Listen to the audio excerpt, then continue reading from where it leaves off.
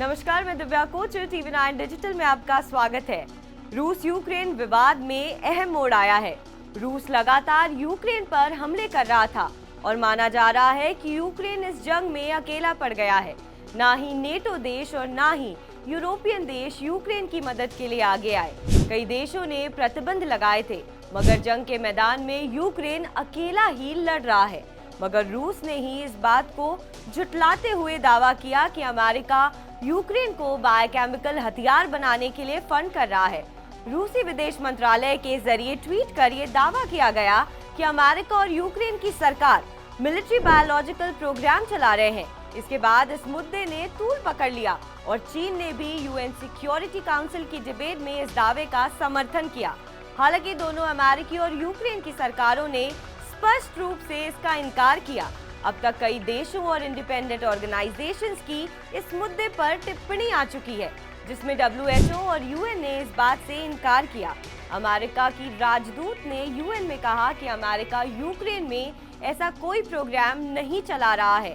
साथ ही साथ उन्होंने बायोलॉजिकल वेपन प्रोग्राम चलाने का उल्टा इल्जाम रूस पर लगा दिया।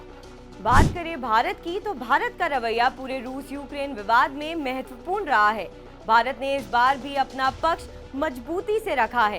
बायोलॉजिकल हथियारों पर रूस की बुलाई यूएन सिक्योरिटी मीटिंग में भारत ने कहा कि biological and toxic weapons convention के तहत हर ऑब्लिगेशन से संबंधित किसी भी मामले को दोनों पक्षों के बीच कंसल्टेशन और कोऑपरेशन के साथ एड्रेस किया जाना चाहिए।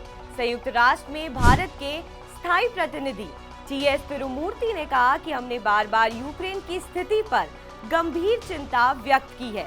इसी के साथ TS मूर्ति ने जोर देते हुए कहा कि BTWC का इम्प्लीमेंटेशन पूर्ण और प्रभावी रूप से सुनिश्चित करना जरूरी है। बता दें, पहले भी भारत ने UN मीटिंग में खुद को दोनों पक्षों से अलग रखकर एब्सटेन किया था।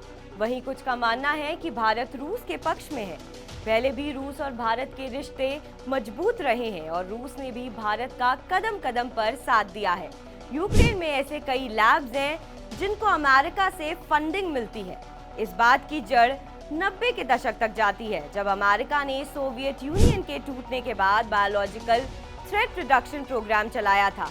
तब से लेकर अब तक अमेरिका यूक्रेन में स्थित कई लैब्स में फंडिंग करता आया है। बताया जाता है कि इन लैब्स में इंसानों और जानवरों से जुड़ी गंभीर बीमारियों की रिसर्च की जाती है। हालांकि इस बात का कोई सबूत नहीं है कि अमेरिका यूक्रेन में बायोकेमिकल वेपन प्रोग्राम चला रहा है। आपको हमारी खबर कैसी लगी, कमेंट सेक्शन पर जरूर बताएं। देश और विदेश की तमाम बड़ी खबरों के लिए आप देखते रहिए TV9 डिजिटल।